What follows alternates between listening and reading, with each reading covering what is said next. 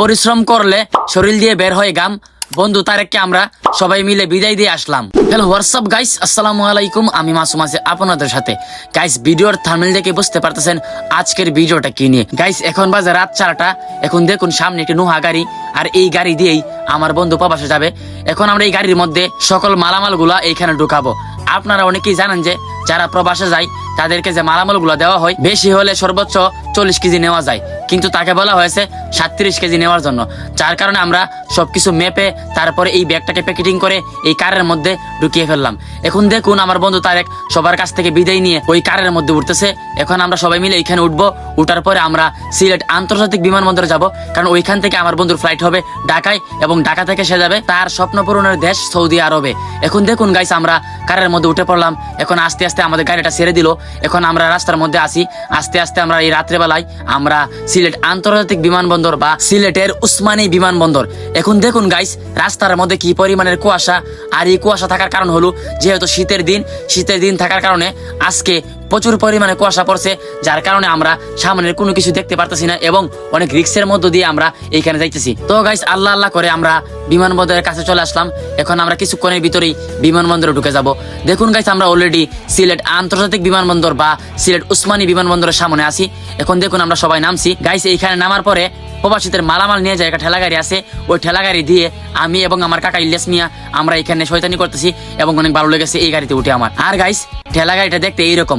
এখন আমরা বিমানবন্দরের সামনে আছি। দেখুন আমাদের মতো আরো অনেকেই প্রবাসী ভাইদেরকে নিয়ে আসলো, তারা এখান থেকে ফ্লাইট হবে। এখন আমরাও এখানে আসলাম। আর গাইস আমরা একটু সকাল সকাল চলে আসলাম। এখন দেখুন সকাল হয়ে যাইতেছে এবং সূর্যটা কত সুন্দরভাবে উঠতেছে। এই জিনিসটা দেখে আমার অনেক ভালো লেগেছে। আর গাইস এই বিমানবন্দরের সবচেয়ে সুন্দর একটি জায়গা হলো এই জায়গাটা, কারণ এইখানে হাত দিয়ে আর্টিস্ট করা এত সুন্দর একটি জায়গা যেটা না দেখলে বা নিজের চোখে না দেখলে বিশ্বাস করার মতো না। এই জায়গাটা অনেক সুন্দর। এখানে আমি ছবি তুললাম এবং এইখানে ভিডিও করলাম, তাই ভাবলাম এই জিনিসটা আমি আমার ভিডিওর মাধ্যমে তুলে ধরি। দেখুন গাইস এখন দেখতে দেখতে আমার বন্ধু তারেককে বিদায় দেওয়ার পালা চলে আসলো। এখন আমরা গাইস বিমানবন্দরের গেটের সামনে আসলাম, দেখতেছি গেটটা খোলা হয়েছে কিনা, কারণ গেটটা খুললেই তারা এখানে ঢুকে যাবে। এখানে আর অনেক প্রবাসী ভাইরা আছে যারা এখানে আসলো প্রবাসে যাওয়ার জন্য, তাদের স্বপ্ন পূরণ করার জন্য। এখন আস্তে আস্তে আমার বন্ধু তারেকের সঙ্গে আমার কি বলবো, আর বলার মতো কোনো ভাষা নাই। এই জায়গাটাতে কতটা কষ্টের আমার কাছে লাগছে সেটা বলার মতো কোনো ভাষা নাই। আমি শুধু এই দোয়াটাই করি তার জন্য, যেন আল্লাহ তাআলা তার মনের সকল আশাকে যেন পূরণ করে দেন এবং পরবর্তীতে যেন তার সঙ্গে আবার আমাদের দেখা হয়, এই দোয়াই করি। এখন সে তার ফ্যামিলির ছোট ভাই বন্ধু মা বাবা সবার সঙ্গে সে বুক মেলাইতেছে এবং তাদের কাছ থেকে বিদায় নিতেছে। এখন তাকে বিদায় দেওয়ার পালা। আর গাইস এই মুহূর্তটা আমার কাছে অনেক কষ্টের। আমি যে কি পরিমাণে কাঁদছি সেটা বলার কোনো ভাষা নাই। এখন দেখুন তাকে চেক করা হইতেছে, সর্বনিম্ন হলেও 3 থেকে 4 জায়গায় চেক করা হয়। এখন দেখুন সে ভিতরে যাইতেছে, ভিতরে যাওয়ার পরে সেখানে বসবে, সেখানে বসার পর সম্ভবত আবার আরেকটি চেক করা হবে। এখন আমরা বাইরে ওয়েট করতেছি, দেখি সে কোন জায়গায় গিয়ে বসে। এখন দেখুন আমরা সবাই মিলে দেখতেছি সে কোন জায়গায় যাইতেছে। দেখুন সে আস্তে আস্তে ওইখানে আরো সিট আছে এবং ওইখানে তার মতো আরো অনেক প্রবাসী ভাইয়েরা আছে, ওইখানে সে গিয়ে বসবে। দেখতে দেখতে গাইস সকাল হয়ে গেল। এর কারণ হলো গাইস আমরা প্রায় 2 থেকে আড়াই ঘন্টা আগে চলে আসলাম। আর গাইস আগে চলে আসার কারণ হলো যাতে তার ফ্লাইটটা মিস না হয় এবং তার সকল চেকপোস্ট এবং সবকিছু যেন ঠিকঠাক হয়।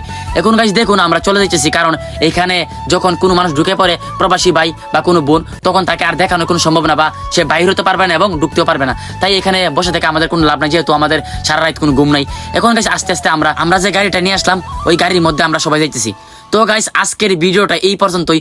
যদি ভিডিওটা একটু আপনাদের কাছে ভালো লেগে থাকে তাহলে অবশ্যই শেয়ার দিয়ে পাশে থাকবেন। ধন্যবাদ সবাইকে, আল্লাহ হাফেজ।